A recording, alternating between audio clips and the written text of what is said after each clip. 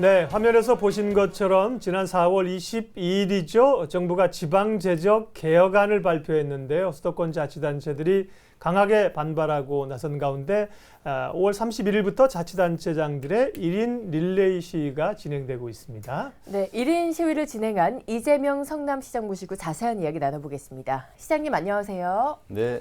어서 오십시오. 반갑습니다. 예, 총리 공관 앞에서 하시고 계시군요. 1인 시위도 하시고 방송에 오셔서 또 여러 가지 부당함에 대한 주장들을 하시느라고 연일 강행군이신데요. 먼저 정부가 발표한 지방재정제도 개편안이라고 하는 게 핵심 내용이 어떤 겁니까? 정부 발표대로 하면 네. 이제 각 자치단체들이 자체적으로 걷어서 쓰는 지방세 세입 중에서 경기도 6개시의 경우에 현재 절반 정도를 자체적으로 쓰고 있는데 네. 그 나머지 절반의 절반 정도를 더 이제 그 다른 자치단체를 위해서 내놓게 하고 해당 지역에서 75%가 아니라 25%만 쓰게 하겠다 이런 정책이고요. 네. 좀 구체적으로 말씀드리면 전국에 정부의 보조가 없이 자체적으로 운영하는 자치단체가 경기도에 딱 6개밖에 없습니다. 예. 나머지 226개 중에 뭐 200개, 220개는 정부의 보조금이 있어야 지방자치를 할 수 있는 필수 경비를 조달하는 그런 자치단체로 전락해서 실질적으로 자치를 하지 못하고 있는 겁니다. 정부가 주는 걸로 살림을 살아야 되니까요. 근데 이번에 경기도 6개시마저도 각 시별로 약 1,000억 정도, 평균적으로 한 1,000억 정도, 5개시에 5천억 정도의 자체 세원을 좀 뺏어서 전국의 다른 자치단체들에게 나눠주겠다, 뭐 이런 내용입니다. 네.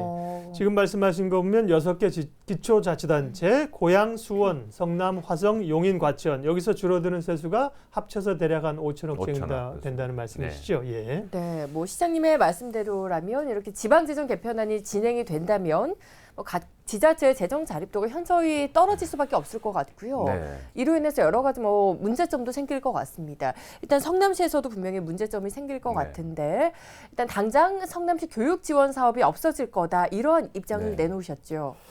일단 이 정부의 이 발표가 상당히 이제 일부를 감추고 예. 부분적으로 국민을 속이고 있는 것이기 때문에 제가 정부에서 감추고 있는 내용을 먼저 한번 말씀을 드리도록 네. 하겠습니다. 네.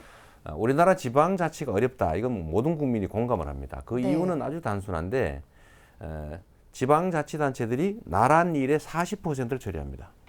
그런데 국민이 내는 세금을 지방세와 국세 중 비율을 8대2로 만드는 거예요. 20%밖에 없어요.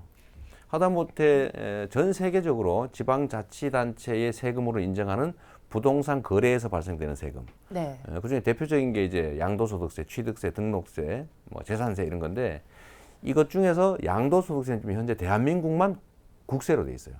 그러니까 지방자치단체 세금이 워낙 작죠. 그래서 20%밖에 안 되니까 재정 자립도가 기본적으로 1은 100을 하는데 세금은 50%밖에 안 되니까 50%는 정부가 지원하는 방식으로 운영하고 있는 겁니다. 그럼 왜 이렇게 하느냐면 중앙정부 입장에서는 자체적으로 거치는 세금이 많이 늘어나는 것보다는 국세로 걷어서 주면서 통제를 할 수가 있어요. 예. 중앙 집권적 요구 때문에 그렇죠. 그래도 이건 뭐 어쩔 수 없이 오래전부터 있던 거니까 뭐 그건 그 문제대로 있는데 문제는 박근혜 정부에 들어와서 지방자치단체가 그렇게 어려운 상황에서나마 버티고 있던 거를 돈을 좀 뺏어갔어요. 그게 무슨 말이냐면 이번 조치 전에 예. 이미 그래서 제가 이거는 지방자치를 죽이는 융단폭격이다 예. 이렇게 표현했는데 전국의 지방자치단체들한테 중앙정부가 내야 될 돈, 그러니까 예를 들면 기초연금, 보육료 이런 것들을 지방자치단체도 일부를 내게 강제를 한 거예요. 아무 죄 없이 갑자기. 그래서 이렇게 지방자치단체가 그 없는 재정에서 떠안은 대신 내준 세금이 무려 4조 7천억입니다. 네. 이 4조 7천억을 중앙정부에서 그거 맞다. 근데 이거는 중앙정부 대신 내준 거니까 지방자치단체에 중앙이 거둔 국세 중에서 떼어서 채워주겠다. 원상복구 시켜주겠다고 약속을 했는데 그게 2014년에 약속을 하고도 지금까지 전혀 안 지키고 있습니다. 그러니까 지방자치단체가 어려울 수밖에 없지 않습니까? 그러니까 각 자치단체들이 재정이 독립이 안 되다 보니까 실제로 자치가 안 되는데 이번에 그런 재정 압박, 1차 융단폭격에서 겨우 살아남은 경기도 6개시, 예. 6개시는 자체 세금으로 살아남으니까 네. 그나마 그 살아남아 있는 6개시를 상대로 5천억을 내놔라.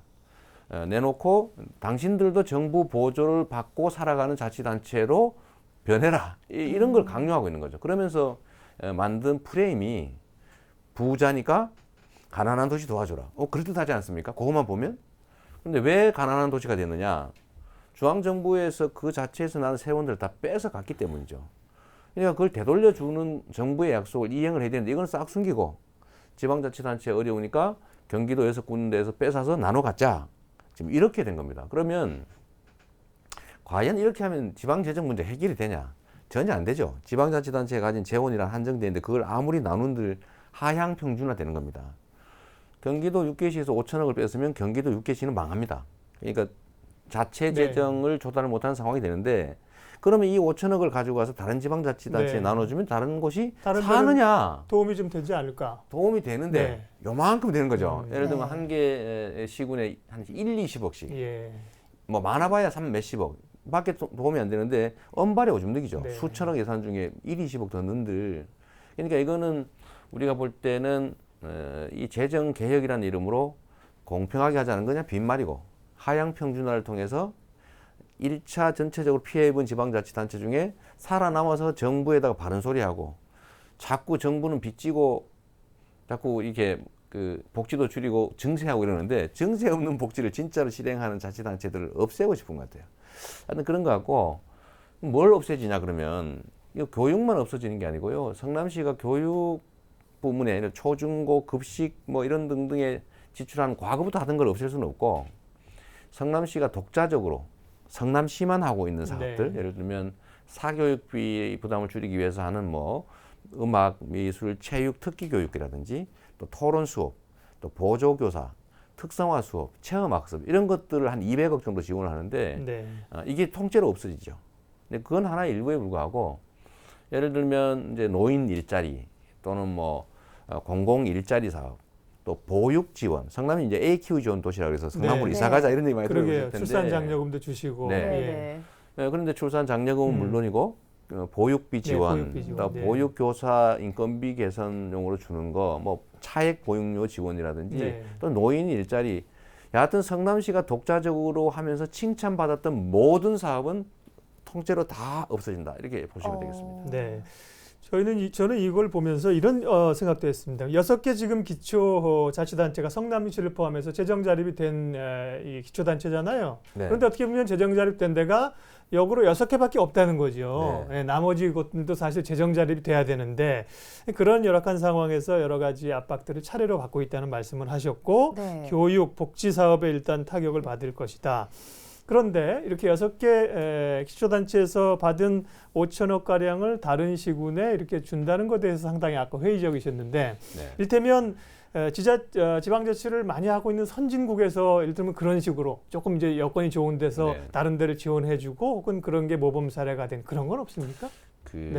이제 세금 체제에 대한 이해가 좀 필요한데요. 이제 이게 세금이 하나의 단일한 책임은 성남시에서 내는 세금을 많이 내니까 당연히 다른 데 줘야죠. 그런데 국민들은 세금을 두 종류를 냅니다. 하나는 대한민국이라고 하는 대한민국 공동체 전체를 위해서 내는 국세가 있습니다. 그 국세를 가지고 예를 들면 성남 시민이 많이 내고 서울 시민이 많이 내지만 이 돈으로 강원도, 제주도, 전라도 지원하는 거죠. 그 국토 균형 발전을 위한 예산은 국민이 내는 국세로 하는 거예요. 그거 말고 해당 지역 살림을 위해서 내는 지방세가 있습니다. 그 20%에 해당된다는 거죠. 그러면 그거는 해당 지역에 쓰는 게 원칙이지 않습니까? 왜냐하면 다른 지역을 돕는 거는 국세로 충당을 하는 거예요. 그런데도 불구하고 현재는 여전히 성남시나 이런 광역 대도시들이 내는 세금 중에 50%를 다른 지역을 지원하고 있어요. 왜냐하면 차이가 너무 많이 나니까. 그런데 이게 50%를 넘어서 75%를 가고 자체에서 내는 해당 지역 세금을 25%밖에 못 쓰게 만들겠다는 게 정부 정책인데 내는 사람이 더 손해를 보는 거예요. 받는 사람은 더 이익이에요. 이게 좀 듣기 좀 민망하지만 이번에 이런 재정 계획을 통해서 다른 지방자치단체가 이론적으로 득을 보는데 행정자치부가 이 우리 피해보는 6개 지역하고 다른 지역을 분할해가 싸움을 붙이려고 이 찬성 성명을 내라고 여러 군데 작업을 했어요. 했는데 그 작업이 안 통합니다. 다른 자치단체들 입장이 뭐냐면 일부가 하도 행자부가 종용을 하니까 성명을 내고 저한테 전화가 왔어요. 미안합니다. 이게 지금 우리도 같은 피해자끼리 덜 피해 입고 겨우 견디는데 털어서 나눠 갖자고는 꼭 무슨 강도해서 작물 나눠 갖자 이런 느낌이라 우리도 할 수가 없는데 하도 시키고 불이익 주겠다고 네. 위협하고 나중에 불이익 받으면 안 되니까 압박 때문에 할 수 없이 했으니까 이해하십시오. 도움도 안 되고 반기시지도 않는다는 거죠. 다른 자치단체들. 왜냐하면 예. 정부가 뺏어간 4조 7천억을 원래대로 돌려주는 예. 게 훨씬 크고 정상적인 건데 그리고 더 근본적으로는 지방세 비중을 늘리는 건데 네. 이거 한 개도 안 하고 예. 그나마 견디고 있는 거를 뺏어서 하향 평준화를 하면 자기들한테 희망이 사라지는 거죠. 희망이. 네. 저기 성남처럼 그나마 재정 자립을 이루어서 자체적인 사업도 좀 하고 시민들한테 칭찬도 좀 받아야 되는데 자꾸 정부가 돈을 뺏어가니 할 수 있는 일이 없는 거예요. 그래서 경기도 같은 경우는 31개 시군 중에서 이 6개 시의 예산을 나눠 갖게 될 곳 27곳이 그러니까 21곳이죠. 6군데 합쳐서니까 네. 반대 성명을 냈어요. 행자부가 압박을 하는데도 네. 이건 아니다. 이게 왜 이러냐면 중앙정부가 이 재정을 통해서 지방자치단체를 압박하고 사실은 질식시키려고 하는 의도가 있습니다. 우리가 본 것처럼 사실 이 정부에서는 뭐 교육 자체에 대해서도 압박을 가했거든요. 누리과정 예산이 교육청 부담이 아닌데 떠넘겨가지고 돈을 뺐으니까 교육청이 아무것도 못하는 상태가 됐어요. 교육 자체가 국정화됐죠. 지방자치단체들도 재정적 압박을 가해서 정부의 지시에 일방적으로 일사불란하게 따르는 그야말로 박정희 시대로 돌아가고 싶어서 그렇게 예. 했지만 그 중에 상당 부분을 성공했는데 성남과 6군데는 자기들이 낸 세금이 워낙 많으니까 견디고 있는 거예요. 그래서 네. 여기를 마저 딱 겨냥을 해서 정밀 타격을 하면서 다른 자치단체들한테는 이렇게 얘기한 거죠. 뺏어서 나눠줄게. 그 국민들한테는 저 부자입니다. 저 가난한데 도와주는 게 좋지 않습니까? 하니까 국민들이 보니 그럴듯해요. 근데 문제는 이 가해자인 국가가 이 재정을 다 뺏어가 가난한 도시로 다 만들어 놓고는 그 피해자들끼리 싸움을 시키고 그 피해자 중에 덜 피해 입은 그래도 견디고 있는 곳 마저 공격해서 나눠주겠다. 예. 이거는 정말 말이 안 되는 거죠. 예, 알겠습니다. 시장님, 뭐 할 얘기가 좀 많이 있어서요. 네. 일단 지방제도 개편안에 대한 내용들은 저희가 충분히 네. 좀 이해가 됐고요. 네, 예. 뭐 앞서서도 말씀드렸지만 성남, 수원, 용인, 고양, 화성, 과천 이렇게 6개 기초단체가 그래서 현재 공동 대응을 하고 있지 않습니까? 네. 자치단체들의 1인 시위도 진행이 됐고 시장님께서도 네. 1인 시위를 마치셨습니다. 직접 현장에서 만난 시민들의 반응도 궁금합니다. 저는 뭐 광화문에 와서 1인 시위를 했으니까 여기서 만난 네. 시민들은 뭐 좀 불쌍하다 뭐 이런 입장 정도였고요. 네, 지금 여러분들이 보시기에 경기도 6개시 그러니까 조그만한 도시라고 생각하는데 전부 다 웬만한 도 정도 규모의 광역시급입니다. 네. 그러니까 다 100만씩 되죠. 500만 명인데 이 500만 명에게 5천억이라고 하면 1인당 예산이 10만 원씩입니다. 한 도시당 평균 1,000억인데 이게 뺏기게 되면 아까 얘기한 대로 심각한 재정적 피해뿐만 아니라 삶 자체가 뭐 피폐해지니까요. 그래서 이 주민들이 느끼는 불안감, 특히 무슨 일자리 사업을 하는 어르신들, 또 용돈 사업에 참여하는 뭐 어려운 사람들, 이런 사람들이 자기들이 다니면서 서명받고, 뭐 골목마다 매일 자발적으로 막 집회 시위하고, 거의 이 6개 도시의 그 현장의 모습은 뭐 프랜카드뿐만이 아니라 온 골목이 막 매일 하루 종일 이렇게 뭐 시끄러울 정도로 거의 뭐 밀란 직전 수준입니다. 네. 그러니까 시장들 입장에서도 그냥 선출된 시장이니까 이렇게 권위 있게 뭐 말로 토론하고 이것만 할 수가 없는 상황이 된 거예요. 시민들이 겪는 고통이나 체감적인 피해가 너무 크니까 우리도 시민들이 하는 만큼은 해야 된다고 해서 막 시장들이 1인 시위도 하고 단체 행동도 하고 행자부도 찾아가고 각 정당들도 저희가 찾아가고 뭐 다음 주부터는 뭐 저희는 그냥 무기한 단식 농성이라도 해야 되지 않냐 이렇게 준비하고 있습니다. 네, 정부의 지방재정 개편안과 관련된 내용들 이재명 성남시장님 만나 뵙고 있습니다. 해당 자치단체는 뭐 말할 것도 없고요. 말씀하신 것처럼 여타 자치단체들도 심정적으로 거부감을 가지고 있고 야권은 물론 뭐 여권에서도 여기에 대해서 반대 입장이 나오더군요. 남경필 경기지사하고도 모임을 가지시고 의견을 모으신 걸로 알고 있고요. 그런데 정부 입장은 좀 변화가 되거나 의견을 듣겠다는 태도고 변화가 있습니까? 안타깝게도 지금 이 시간 바로 직전 오전에 행자부에서 원안대로 밀어붙이겠다는 발표를 했습니다. 예. 그러면서 집단 행동에 공무원들 참여하거나 관여하면 처벌하겠다는 협박이었고요. 뭐 그리 친절한 협박을 하는지 잘 모르겠어요. 공무원들이 법에 어긋나는 거 하면 책임지면 되는 거지. 애들도 아니고 뭐 다칠까봐 겁줬다 이런 얘기 하더라고요. 정말 이 정부가 이렇게 하면 안 되는 거죠. 정부의 태도는 바뀐 게 없고 여당 의원 중에 해당 지역 의원들은 당연히 반대하죠. 네. 왜냐하면 상식적으로 말이 안 되는 거니까요. 이 당 입장에서도 별로 도움이 안 됩니다. 왜냐하면 이 500만이나 되는 엄청난 규모의 시민들이 적대감을 갖게 될 텐데 당에도 피해가 오겠죠. 근데 도대체 이걸 누굴 위해서 하는지 잘 모르겠어요. 결국은 특정한 집단들이 특정한 의도를 가지고 국민적 상식 또는 어쩌면 여당에도 그리 득되지 않는 방향으로 밀어붙이는 거 아니냐 이런 생각이 좀 듭니다. 네. 그래서 지방자치법 개편안이 좀 재편이 돼야 된다라고 주장을 하고 계시는데 그렇다면 어떤 방향으로 재편이 돼야 된다고 보시나요? 지금 현재 대한민국 지방자치는 사실은 식물 지방자치입니다. 그러니까 지방자치의 핵심은 예산과 권한의 독립이거든요.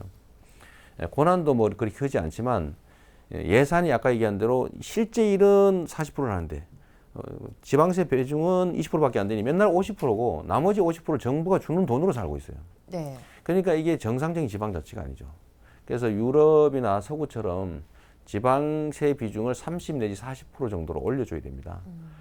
정부에서도 그렇게 하겠다고 발표했어요. 여당의 예를 들면 그 의원들, 여당의 입장도 현재 20%밖에 안 된 지방재정을 30%로 늘려야 된다. 이렇게 자기들도 주장해요. 정부도 그렇게 발표했어요. 그걸 이행하면 됩니다. 원칙과 상식대로. 문제는 지방자치단체들이 독자적 성과를 내는 게 싫은 것 같아요. 네. 너무 대비되는 거죠. 뭐 예산 아끼고 빚 갚고 증세도 안 하고 복지는 늘리고. 그런데 어느 쪽은 예산은 서민 증세는 하고 빚은 더 늘어나고 복지는 축소하고. 막 너무 대비되게 주민들이 보고 그러다 보니까 좀 제 자랑 같아 쑥스럽습니다만 성남으로 이사 가자 그러고 말이죠. 이러니까 막 비교가 되는 거예요. 네. 그래서 아예 돈을 뺏기로 한 것 같은데 이거야말로 정말 지방자치 자체를 질식시키는 심각한 쿠데타다 저는 이렇게 생각합니다. 다른 것보다도 입장 차이가 뭐 있을 수 있죠. 그런 것들에 대한 충분한 우리가 이제 민주주의고 지방자치 아닙니까? 사전 논의가 좀 더 있었으면 좋겠다 그런 생각을 갖고요. 그럼 정부가 이번에는 지방재정 재편안을 내놓은 거 아닙니까? 네. 앞으로의 그러면 정부의 그 일정 스케줄은 어떤지 궁금하고요. 거기에 따라서 지금 1인 시위도 하시겠지만 뭐 법적으로 판단을 좀 물어볼 그런 움직임들도 해당 자치단체에서 가지고 계신가요? 네. 이 지방자치라고 하는 것은 그냥 정부가 인심 써서 하는 일이 아니고요. 민주주의라고 하는 것을 배우고 체험하고 좀 확장하는 그런 중요한 시스템입니다. 뭐 서구 유럽은 다 하잖아요. 그걸 통해서 사람들이 내 이 정치라고 하는 게 나와 분리된 남의 일이 아니고 내 일이구나를 알게 되거든요. 시민들 정치 의식이 높아지죠. 그래서 헌법이 지방자치단체의 종류와 내용, 조직, 재정 등은 법으로 정하라고 되어 있습니다. 그런데 이게 좀 문제가 있어서 지금 현재 지방재정법에 보면 지방자치단체가 재원 배분의 문제를 100% 대통령에게 위임해놨어요. 백지 위임을 해놨어요. 지금 현재는 대통령이 마음먹으면 어느 자치단체 재원을 0으로 만들고 어디는 막 200으로 만들 수도 있게 되어 있습니다. 지방자치의 근본적인 어떤 의미에 좀 회의가 가게 되는 그렇습니다. 구정이네요. 예. 그래서 이게 위헌 법률이고 위헌 시행령이기 때문에 이게 강행된다면 일단 저희는 법적 대응으로 예를 들면 이 법 자체에 대해서 헌법재판을 청구할 수밖에 없고 예. 이 법 자체에 대해서 더불어민주당 입장에서는 이게 너무 지나친 시행령 통치다. 시행령 손을 봐야 되겠다 하는 것 중에 하나가 바로 이겁니다. 그래서 이거를 법으로 정하자 지방자치단체 재정은 뭐 이런 이제 저희는 정치적 운동도 좀 해야 되고 앞으로 뭐 법적 투쟁에 정치적 투쟁뿐만이 아니라 일단 국민들한테 저희는 많이 알려야 되는 거죠. 알려서 부자 도시들이 부리는 몽리가 아니라 중앙정부에 의해서 핍박받는 지방자치단체 그중에 겨우 숨쉬고 살아남은 곳조차 죽이려고 하는 정부의 지방자치 말살 쿠데타 시도에 우리가 이렇게 대항하는 것이다. 이렇게 좀 이해하시도록 부탁드립니다. 예. 네. 지방재정 개편안의 내용과 문제점 등에 대해서 말씀을 해주셨습니다. 네. 이번에는 성남시 내 여러 사안들에 대해서도 이야기를 나눠보도록 하겠습니다. 얼마 전이죠. 생리대를 살 돈이 없어서 외출을 못했다는 한 저소득층의 청소년의 이야기가 많은 시민들의 마음을 아프게 했습니다. 이러한 소식이 알려지고 나서 성남시에서 지자체 중에 가장 먼저 저소득층 청소년들을 위한 생리대 지원 사업을 실시하기로 했다. 이러한 소식에 많은 분들이 이목이 집중되고 있어요. 제가 그 인터넷에 뜬 글들을 보고 제가 처음에는 안 믿었습니다. 최소한 우리나라 대한민국이 아무리 복지 시스템이 엉망이라도 설마 그럴 리가 있겠냐 했는데 실제 저희가 좀 확인을 해보니까 가능한 구조예요. 그래서 제가 많이 반성했죠. 우리도 너무 안일하구나. 나름대로 낮게 섬세하게 사람들의 삶을 살핀다고 자부했음에도 불구하고 잃고 있었던 거 아니냐. 이래서 제가 정말 반성을 공개적으로 이제 반성 사과한다 그랬고요. 근데 이런 좀 사회적 약자, 이 소외된 사람들의 복지 문제는 사실 돈 문제는 전혀 아닙니다. 몇 명 안 될 뿐만 아니라 금액도 얼마 안 되거든요. 그러니까 뭐 많아봐야 2, 3억, 3, 4억 정도면 충분히 처리할 수 있고 결국 이런 문제는 관심 문제, 관심 있냐 없냐 또는 어디에 우선할 거지 하는 철학과 의지의 문제지 돈 문제는 전혀 아니다. 네. 그래서 저희가 이제 내년부터 시행을 하기로 한 거는 바로 하면 좋은데 내년부터로 잡은 거는 일단 조례를 만들어야 되고 예산을 편성해야 되고 거기다 하나 큰 장애물이 또 있습니다. 보건복지부하고 협의를 해야 됩니다. 근데 보건복지부는 신규의 복지 정책을 하는 걸 무조건 봉쇄하는 경향이 있어요. 하지 말라는 거죠. 그래서 그 담을 이제 벽을 넘어야 되기 때문에 시간이 좀 걸릴 텐데 어떤 경우라도 내년 정도부터는 시행을 해서 이렇게 정말 그거 얼마나 불쌍합니까? 그게 참 말이 보편적 복지가 아니라 필요한 부분의 어떤 선별적인 것인데도 협의 사항인가요, 그게? 그렇습니다. 뭐든지 1원이라도 주민들한테 추가의 혜택을 주는 건 무조건 협의 사항입니다. 그렇군요. 예. 조금 전에 말씀하시면서 이제 복지도 또 주민들의 삶을 돌아보면서 낮게 섬세하게라는 표현을 하셨는데 그 부분이 굉장히 중요하지 않습니까? 이제 수혜 받는 분들을 또 고려해야 되는 거지 않습니까? 뭐 제도적으로 재원을 마련해서 준다고 끝나는 문제가 아니라 전혀 해결책. 그러니까요. 그런 부분에서도 그 방법론에서도 상당히 고민을 또 하고 계시겠지만. 네, 그러니까 이거는 그냥 복지, 돈 없으니까 돈을 더 주자, 어려우니까 지원하자 차원을 넘어서 그야말로 나이 어린 소녀들의 감수성과 관계된 문제예요. 드러나는 거 좀 쑥스럽고 수치스러울 수 있지 않습니까? 뭐 나쁜 일은 아니지만. 그러니까 그런 점들이 다치지 않도록, 상처받지 않도록 일단 대상자 선정이 쉽지가 않아요. 몇 살부터 할 거며 그것도 일률적으로 하는 일도 아니지 않습니까? 또 두 번째 전달 방법이 또 문제입니다. 현금으로 줄 거냐, 현물로 줄 거냐, 그럼 와서 받아가게 할 거냐, 택배로 보내줄 거냐, 뭐 카드로 줄 거냐, 혹시 부모한테 주면 딴 데다 쓰지 않을까, 뭐 이런. 그러니까 이 예산 규모는 적은데 정말로 잔손과 관심과 이 에너지가 많이 소모되는 영역이 일이긴 합니다. 그러니까 더 신경 써야 되겠죠. 우리 성남시 공무원들이 노동 강도가 되게 높은 편입니다.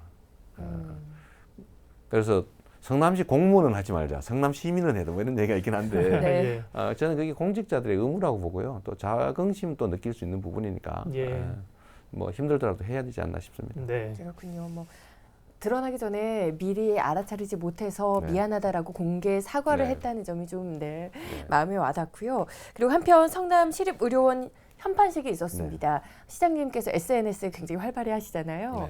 SNS를 통해서 정치 인생이 시작된 이란 수식어로 설명을 하셨습니다. 성남시립의료원, 성남시에는 어떤 의미가 있고요. 또 도시 발전에 어떤 변화를 가져올 거라고 기대를 할 수 있을까요? 이 의료라고 하는 거는 원래는 공공 서비스 영역이죠. 예를 들면 사람이 먹고 사는 거, 자는 거, 입는 거 이런 것처럼 건강하게 생존하는 거. 이거는 개인이 돈 있으면 건강하게 생존하고 돈 없으면은 그냥 병원 문턱도 못 가고 죽고 이러면 안 되지 않습니까? 그러니까 이거는 정말로 국가, 공동체가 책임져야 될 공공 서비스다. 제일 중요한. 그런데 실제 대한민국 현실에서는 의료라는 돈벌이 수단인 거고 돈 없으면 치료 못 받는 거고 또 그런 거잖아요. 그런데 우리 성남시에서는 의료를 좀 공공에서 책임지자. 의료라는 돈벌이의 수단이 아니라 공공 서비스다. 그런데 성남시 50만 도시가 사는 본시가지에 종합병원 2곳이 동시에 폐해버렸어요. 그래서 시민의 세금으로 운영하는 공공병원을 만들자 운동을 했는데 제가 그 당시 대표였거든요. 네.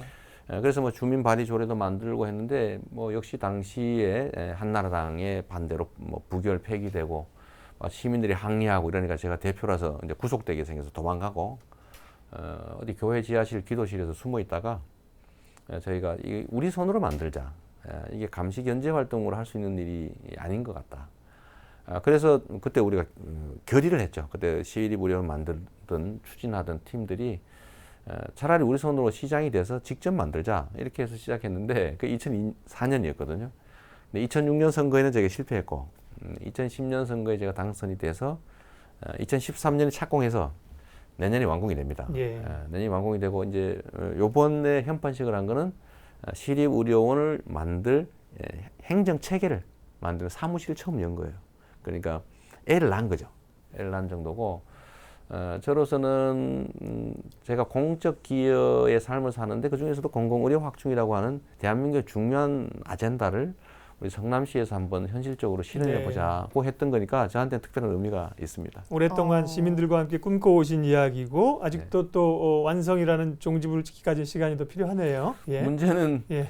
내년에 예산을 뺏기면 시립의료원 공사를 할 수가 없다는 겁니다. 네. 이게 정부에서 별로 탐탁지 않게 생각하는 것이어서 2천억이 들어가는 사업인데 이걸 성남시 재원으로만 만들고 있어요. 예. 그런데 정부에서 1,000억 뺏어가면 내년에 당장 이 공사를 할 수 없게 됩니다. 정말 그 생각하면 가슴 아파요. 네. 시장님 오신 길에 이 얘기도 좀 여쭙죠. 뭐 얘기 나온 길에 그 청년 지원 정책을 놓고 성남시와 서울시도 마찬가지입니다. 복지부하고 지금 계속 갈등이 있지 네. 않습니까? 네. 관련해서도 이 뭔가 좀 해결의 실마리를 좀 찾았으면 하는 그런 바람들을 가지고 있는데 어떻게 진행이 되고 있습니까? 네. 그 부분은. 네.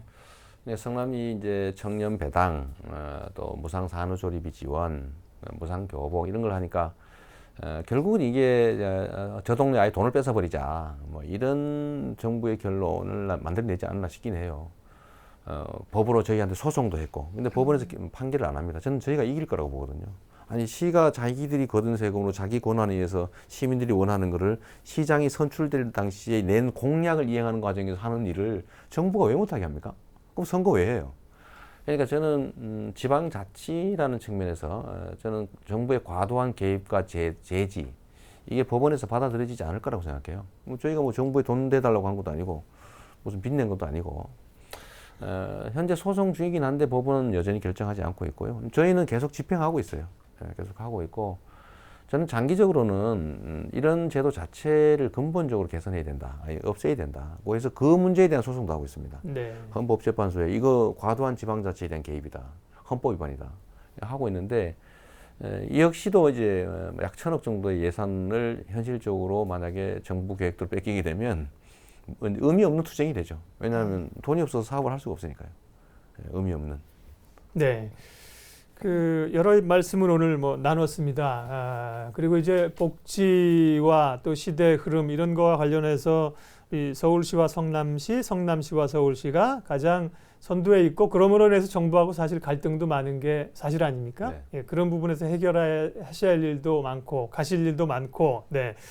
앞으로 또 하시고 싶은 일들 또 저희 TBS에 오셨으니까요. 성남 시민과 서울 시민들에게 마무리 말씀 좀 해주십시오. 네, 제가 이제 간단하게 정리를 하고 싶은 거는요. 복지 그러면 사람들이 공짜다 이런 생각하는 경향이 있어요. 네. 중앙정부 관료뿐만이 아니라 예를 들면 집권 여당의 대표도 왜 주민들한테 그 많이 주려 그러냐, 뭐 버릇 나빠진다 또는 뭐 나태해진다, 그런 거 많이 주는 이재명은 악마다 뭐 이렇게까지 얘기하는데 제가 한 가지 정말 드리고 싶은 얘기가 이런 거죠. 민주주의 교육을 다시 받아라.